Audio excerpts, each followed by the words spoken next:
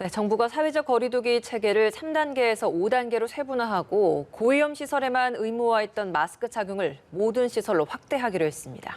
네, 이번 개편은 코로나19 장기화에 따른 방역과 일상, 경제 균형을 위한 재정비가 핵심인데요. 관련 내용들 김윤 서울대 의료관리학교실 교수와 함께 알아보겠습니다. 어서 오세요. 안녕하십니까. 네, 먼저 오늘 발표된 어제 하루 신규 확진자 수치를 바탕으로 한 질문부터 좀 드려보겠습니다. 오늘 발표된 수치에 따르면 97명의 신규 확진자가 나왔습니다. 지역 감염 사례가 79명인 것 같은데 내용이 중요하다라는 말씀 많은 전문가들이 늘 합니다. 교수님께서도 이제 항상 이런 말씀 해주셨는데 감당 가능한 수준인지 이 부분도 중요할 것 같거든요. 현재 그렇습니다. 이 수치를 봤을 때 우리 국내 방역 당국이 감당 가능한 수준이라고 평가를 하십니까? 네, 두 가지 측면에서 그런 얘기를 드릴 수 있을 것 같은데요. 하나는 이제 그 외국에, 그러니까 미국이나 유럽 같은 경우 인구 10만 명당 하루 신규 확진자 1명 이하면 이게 그 가장 안전한 상태라고 진단을 합니다.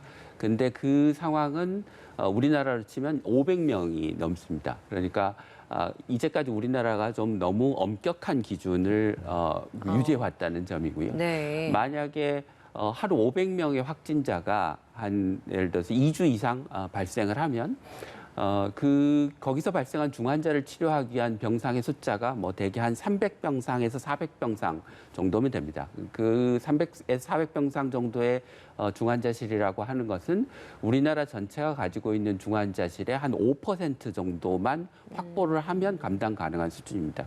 그래서 결론적으로 말씀드리면 기존의 기준이 너무 낮았고 새로 설정한 기준이 오히려 우리가 현재 감당 가능한 수준에 현실적으로 가까운 수준이다. 이렇게 말씀드릴 수 있을 것 같습니다. 네, 기준에 대한 이야기를 해주셨는데 사회적 거리두기 단계를 기존의 3단계에서 1.5단계하고 2.5단계를 추가해서 5단계로 재편을 했습니다. 이 재편의 이유 말씀하신 것 같긴 합니다만 좀 더 자세히 설명을 부탁드리고 가장 좀 크게 바뀐 부분은 어떤 부분이라고 생각하시는지요? 먼저 그 5단계로 바뀐 이유 중에 하나는 이제 기존의 그 단계 상향 기준이 너무 낮게 되어 있었기 때문에 지금 현재 뭐 100명 내의 확진자 숫자를 기록하고 있는데 기존 기준에 의하면 이게 2단계를 맞습니다. 유지해야 됩니다. 근데 지금 같은 상황에서 환자 수가 100명을 넘고 있긴 하지만 증가세가 안정적인 추세이기 때문에 현재 2단계를 한다고 하는 건 맞지 않는 거죠. 그래서 그 단계 상향 기준을 조정해야 될 필요가 있었고 실제로 정부가 1, 2, 3단계라고 하는 3단계 구분을 최초엔 설정했지만 실제 지난 몇 달간 정부가 사용한 기준은 1단계와 2단계 사이에 1.5단계, 2단계와 3단계 사이에 2.5단계를 사용해 왔습니다. 그 이유는 단계 간의 간격이 너무 커서 환자 수의 그 작은 변화를 가지고 사회적 거리두기를 너무 크게 변화시키면 그로 인한 사회 경제적인 피해 또는 국민들이 그런 그 바뀐 기준을 이제 수용할 수 있느냐의 문제 이런 것들이 그 고려돼서 단계를 좀 더 세분화하고 기준을 상향 조정하고 그다음에 시설의 분류도 좀 개편을 했습니다. 그래서 과거에 이제 고위험, 중위험, 저위험 시설로 했던 것을 중점 관리, 일반 관리라고 하는 이름을 좀 바꿔서 낙인 효과, 그러니까 고위험이라고 하는 그런 낙인 효과를 줄임과 동시에 기존의 중위험 시설로 분류되어 있던 것들을 이제 고위험 시설로 좀 옮겼고요.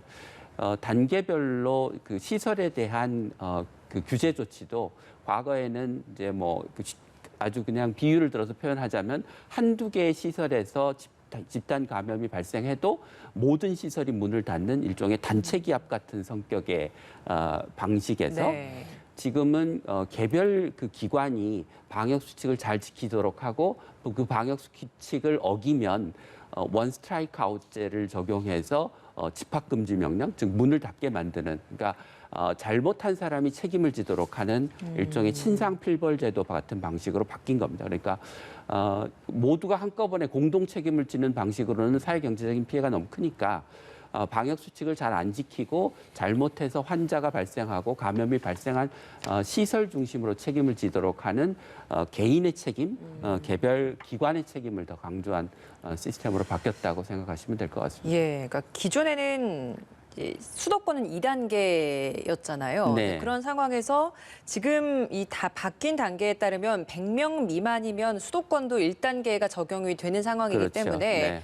어찌 보면 지금 이렇게 전국적으로 계속해서 100명 안팎으로 나오는 이 상황에서 잘못된 신호가 될 수도 있지 않겠냐. 지금 네. 이 시기적으로, 그러니까 네. 시기적으로 이런 단계 발표에 대해서는 좀 어떻게 좀 평가를 하십니까?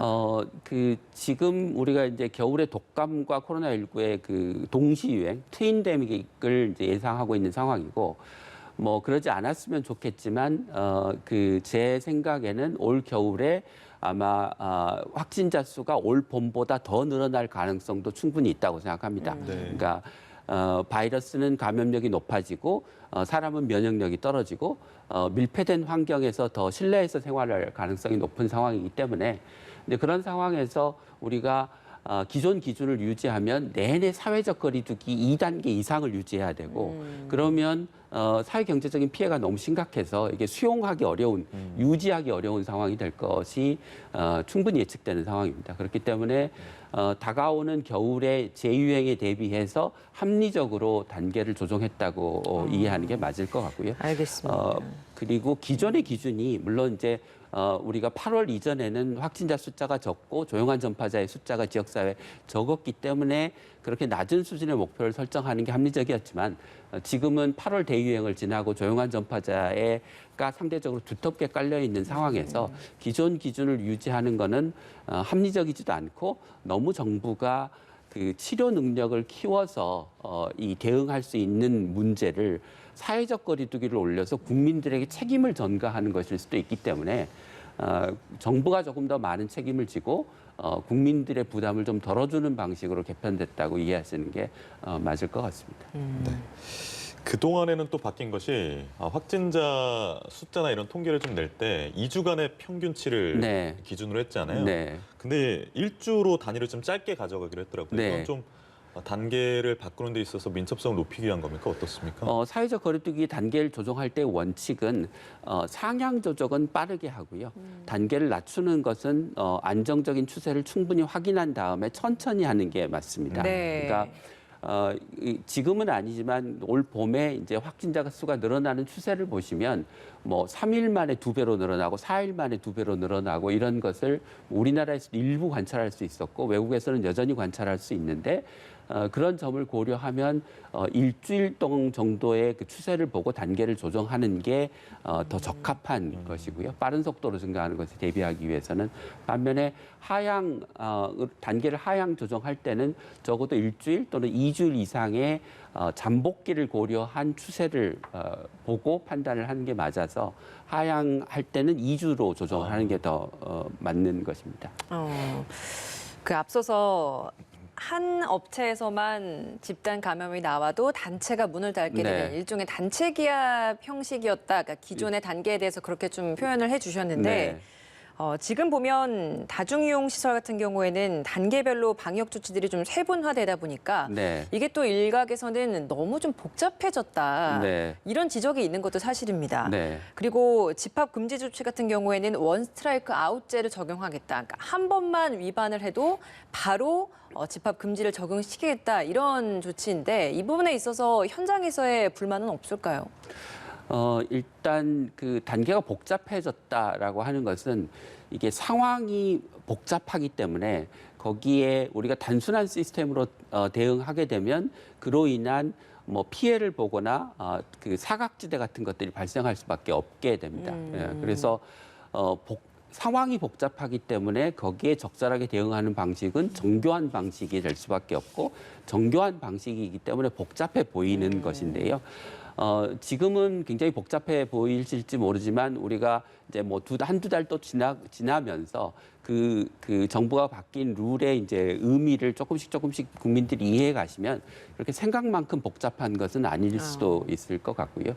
그다음에 이제 원 스트라이크 아웃제는 이게 우리가 그 방역과 일상의 조화를 유지하기 위해서는 그 사회적 거리두기의 단계를 우리가 정한 단계에서 그 단계를 모두가 다 잘 지켜야 그 단계를 유지할 수 있는 것인데 만약에 거기에 무임승차를 하고 방역 지침을 안 지키는 소수가 생기면 거기에서 얼마든지 대규모 집단 감염이 생기고 그로 인해서 피해가 전체로 확산될 수 있는 것이기 때문에 그 단계는 조금 더 기준을 높게 하고 사회적 거리두기는 낮은 수준으로 유지를 하되 대신 방역 지침을 거기에 맞게 설정된 방역 지침은 우리 모두가 철저하게 지키도록 하는 방식으로 방역을 해나가겠다고 하는 게 정부의 방침이라고 이해를 하셔야 될 것 같습니다. 알겠습니다.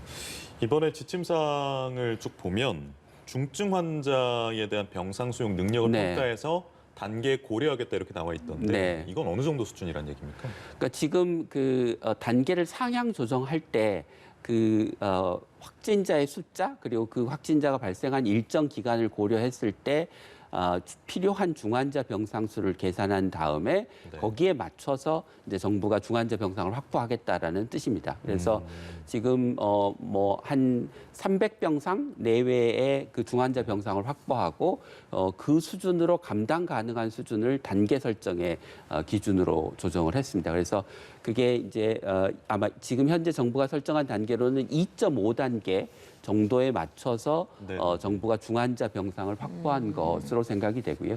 그 단계를 이제 넘어서면 3단계로 더 가면 아마 지금 정부가 예비하고 있는 중환자 병상보다 더 많은 수의 병상을 확보해야 감당 가능한 수준일 것입니다. 예. 알겠습니다. 새로 바뀌게 된 단계, 거리두기 단계에 대해서 저희가 좀 구체적으로 짚어봤고요. 앞으로 이제 좀 중점적으로 봐야 될 부분이 지난 주말에 있었던 헬로윈데이 이후의 확진자 수치일 것 네. 같습니다. 지난 주말 언론 보도를 보면 그 홍대부터 시작해서 이태원, 수도권 도심 곳곳에서 굉장히 많은 젊은이들이 모여 있었던 모습들을 쉽게 볼 수 있었거든요. 네, 네. 앞으로 어느 정도 기간이 가장 이 헬로윈데이로 인한 확진자들의 그 고비라고 저희가 좀 봐야 되겠습니까? 네, 그러니까 코로나19의 잠복 기간이 최장 2주인데 예. 대개는 뭐 한 5일에서 7일 정도까지 대부분의 확진자가 생기는 것이기 때문에 지난 토요일에 할로윈데이에 이제 많은 인파가 몰렸던 걸 생각하면 이번 주 목요일, 금요일 정도의 확진자 숫자를 보시면 그 할로윈데이의 여파를 아마 우리가 판가름을 할 수 있을 것 같습니다. 네. 어느 정도 좀 여파가 있을 거라고 보세요? 저도 사진 보고 깜짝 놀랐거든요. 네. 너무 사람들이 밀집해 있어가지고. 예, 뭐 그 정확히 뭐 예측을 하기는 어려울 것 같은데요. 어렵습니다만, 예. 저는 국민들이 걱정하시는 것보다는 뭐 아주 심각한 상황이 벌어질 거지는 않을 것이라고 이제 예상을 하고 있습니다. 그래서 상대적으로 좀 인파가 줄기도 했고 또 많은 업소들이나 또 그 할로윈데이에 나온 젊은이들도 방역 수칙을 지키려고 아마 노력을 했을 거라고 믿기 때문에 우리가 추석을 무사히 넘긴 것처럼 할로윈데이도 무사히 넘길 수 있지 않을까 이렇게 전망을 해봅니다. 예. 마지막으로 그 수능이 이제 한 달 앞으로 다가왔습니다. 고3 학생을 비롯해서 학교 학생들의 감염이 지금 전국에서 산발적으로 계속 나오고 있는 이런 상황인데 뭐 방역 당국은 수능은 확진자들이 확진되더라도 수능은 치르도록 하겠다라는 네, 입장을 네. 지금 밝히고 있는 상황이지 않습니까? 학교와 학원 내 방역 좀 지금 이 상황에서 어떤 부분을 좀 더 관리를 해야 된다라고 보십니까? 그러니까 8월 유행 이전에는 사실 학교 내에서 발생한 그 감염 전파 사례는 거의 없었는데요. 8월이 지나면서 이제 학교가 다시 문을 여니까 학교 내에서의 전파 사례가 생기고 있는데요. 네. 그만큼 이제 그 조용한 전파자의 층이 두터워지고 그로 인해서 학교로 유입되는 그 감염자, 확진자의 숫자가 늘어나면서 생긴 현상이라고 봅니다.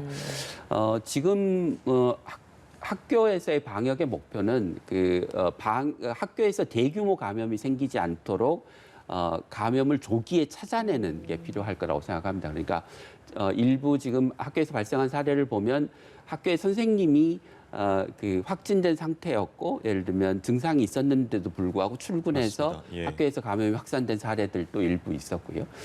다행히 아직까지는 학교 내에서 오랫동안 감염이 전파돼서 대규모 감염으로 발전한 사례가 없긴 하지만 그렇게 되면 이게 굉장히 심각한 문제가 생기는 예. 것이기 때문에 감염이 발생하더라도 빨리 찾아내서 소규모 감염으로 막는 게 이제 목표가 돼야 될 것 같습니다.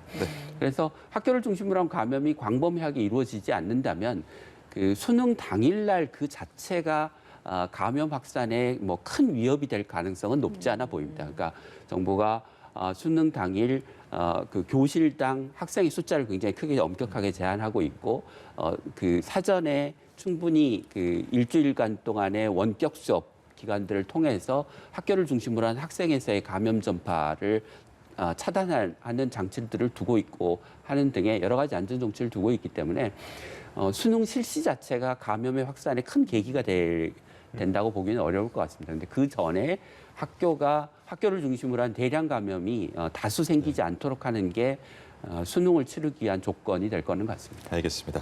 서울대 의료관리학교실 김윤 교수와 함께 이야기 나눴습니다. 고맙습니다.